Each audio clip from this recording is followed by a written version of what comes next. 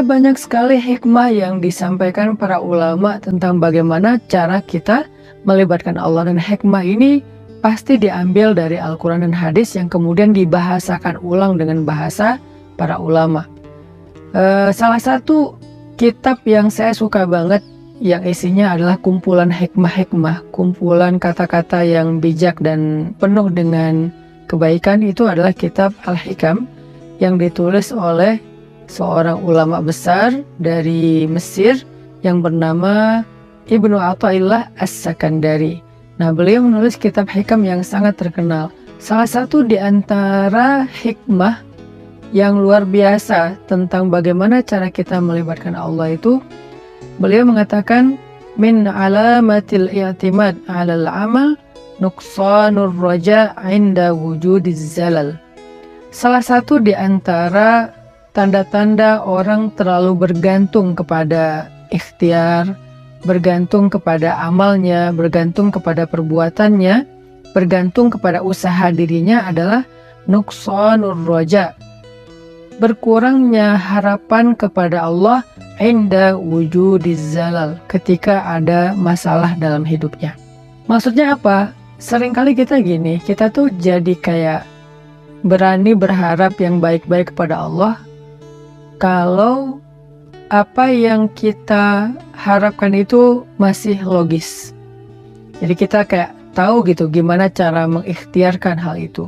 Kita tahu bagaimana cara mendapatkan hal itu, sehingga kita masih berharap pada Allah, ya Allah mudahkanlah saya. Misalnya kayak kita pede bisa dapat kerjaan, atau misalnya kita udah ngerasa bahwa insya Allah saya layak mendapatkan pekerjaan itu, sehingga kita mendaftar di sebuah perusahaan.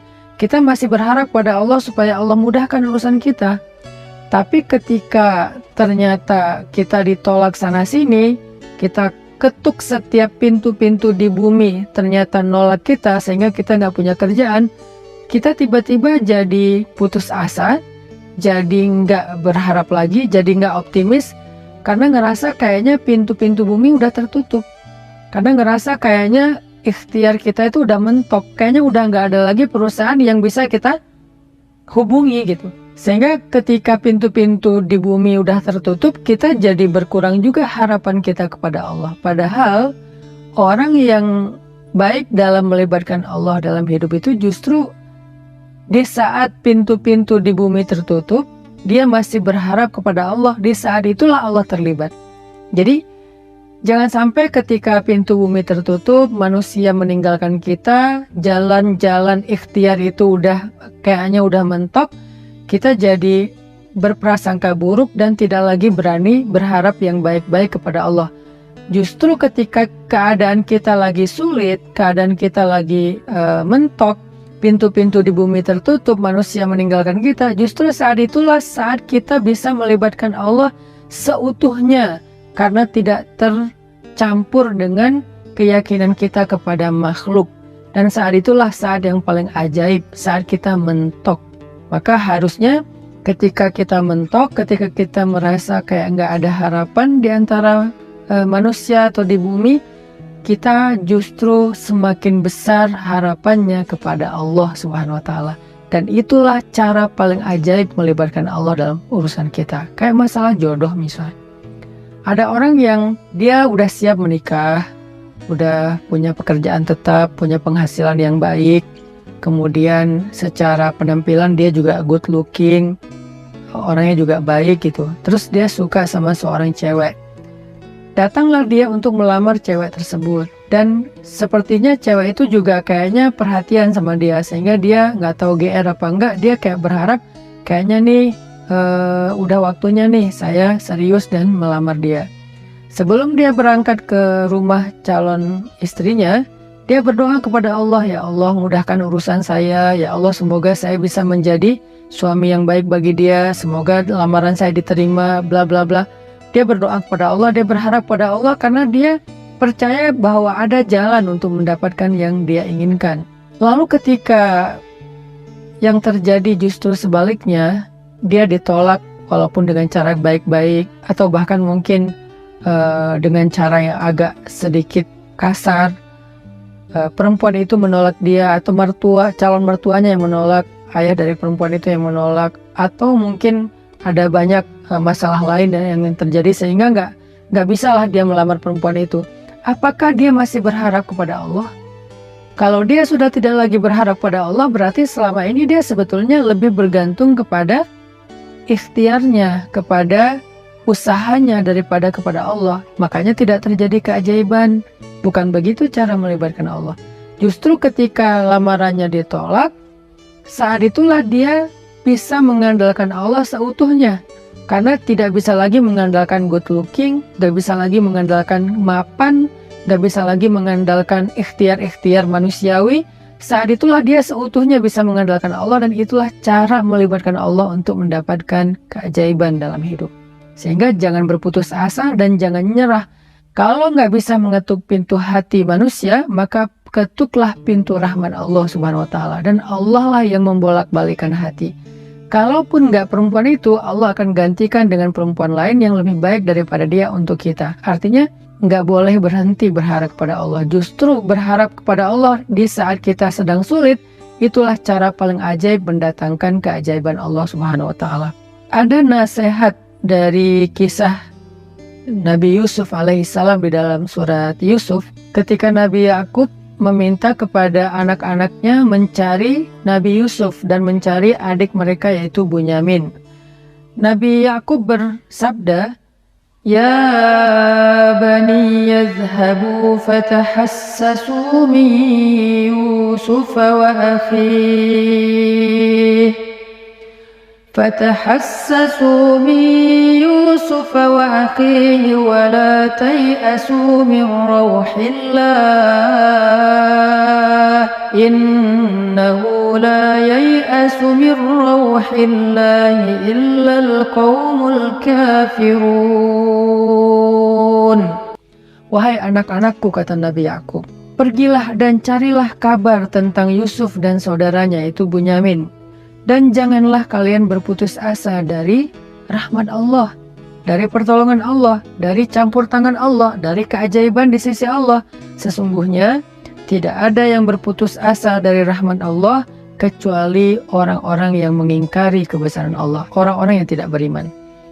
Jadi ciri di antara orang yang beriman itu tidak berputus asa.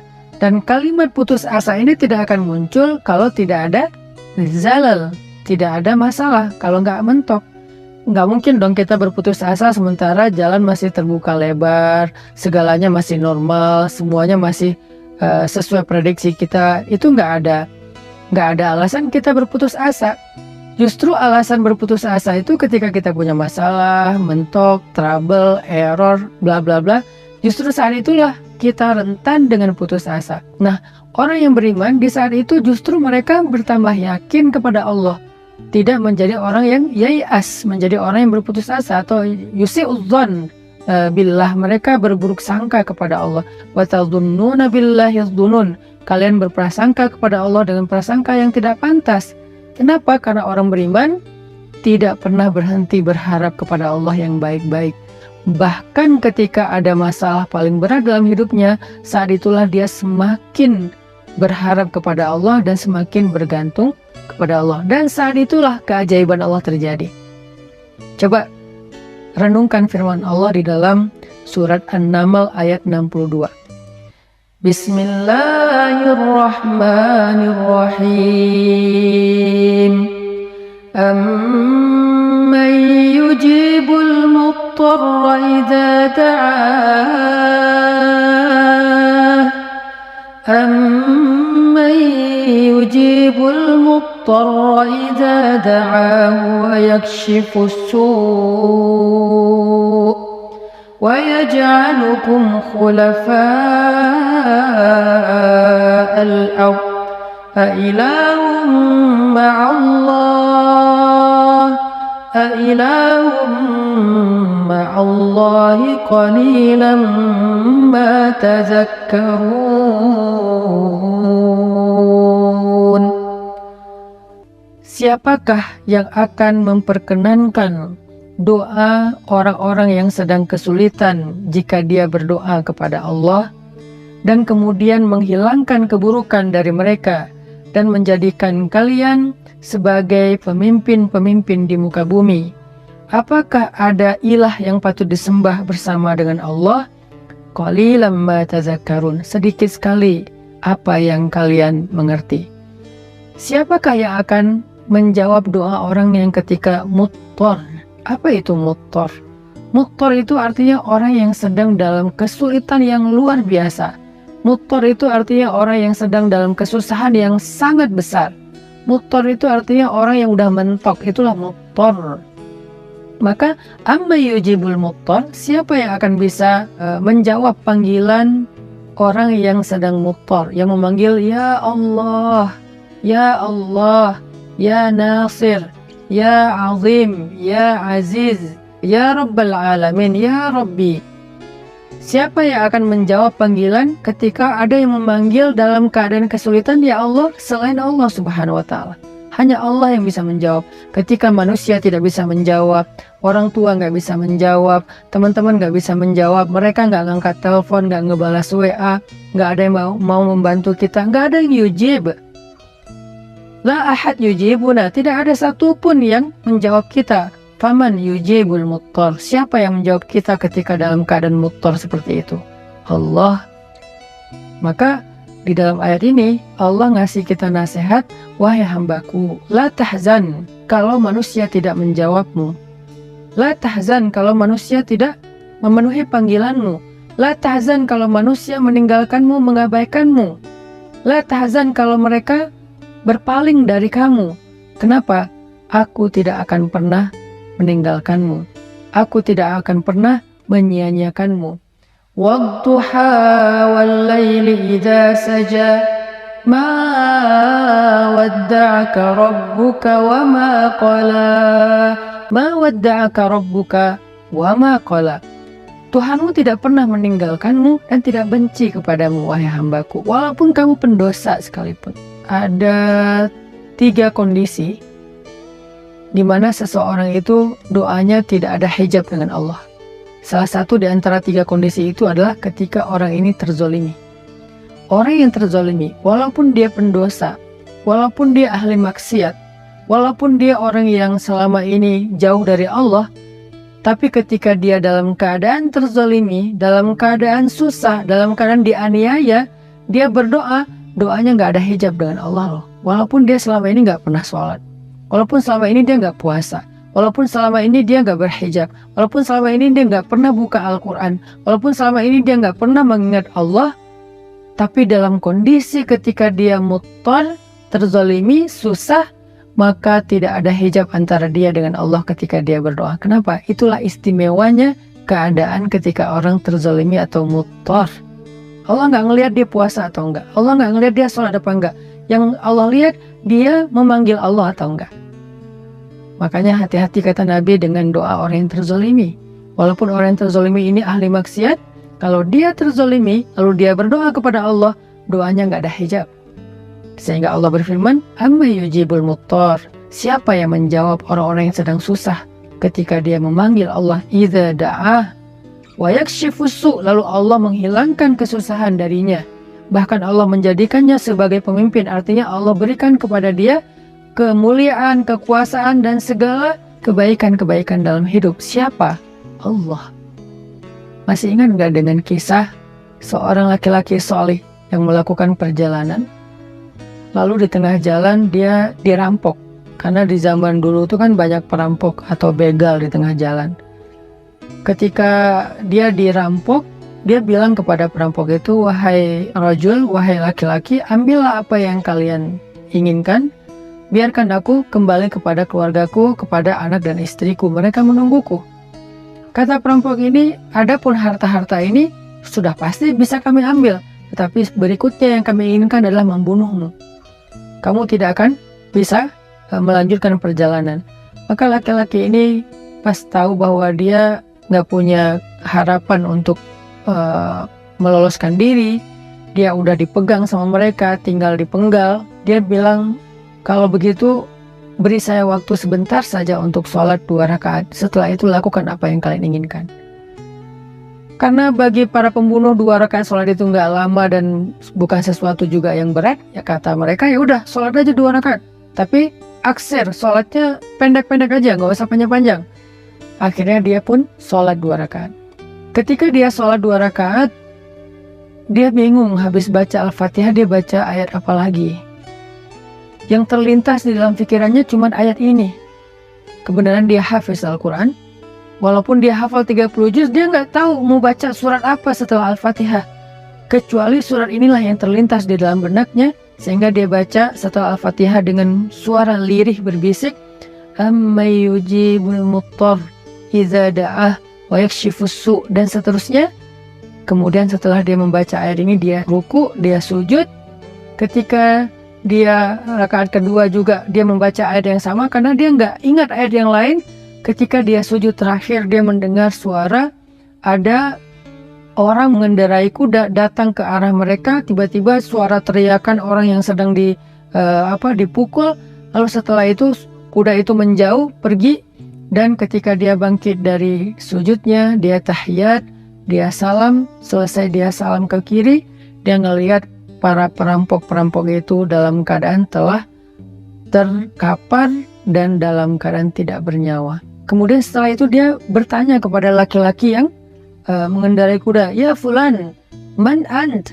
Siapa kamu? Siapa kamu?" Orang itu menjawab, "Aku adalah utusan dari Zat yang mendengar dan menjawab panggilan orang yang memanggilnya. Aku adalah utusan Zat yang menjawab orang yang memanggilnya, yang menjawab siapa yang dalam keadaan susah yang memanggil dia, yaitu utusan Allah Subhanahu wa Ta'ala."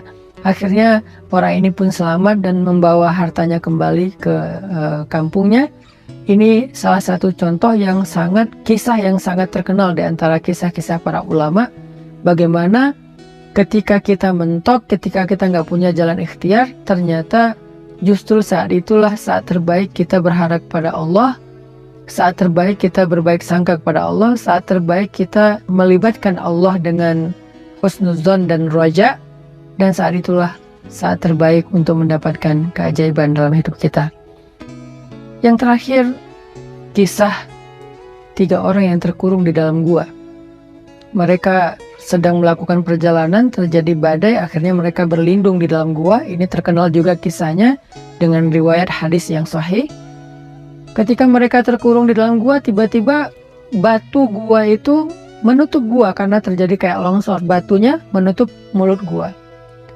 Dalam keadaan seperti itu mereka takut kehabisan udara dan mereka nggak bisa makan dan seterusnya. Mereka terjebak. Tiba-tiba masing-masing berdoa dengan tawasul kepada amal-amalnya di masa lalu. Ada yang bertawasul dengan birrul walidain, ada yang bertawasul dengan sifat amanah dan adil, ada yang bertawasul dengan sifat takwa meninggalkan dosa. Sehingga singkat cerita, setelah mereka meminta kepada Allah dan bertawasul dengan amal-amal mereka, mulut gua itu terbuka, batunya bergeser, dan mereka pun selamat.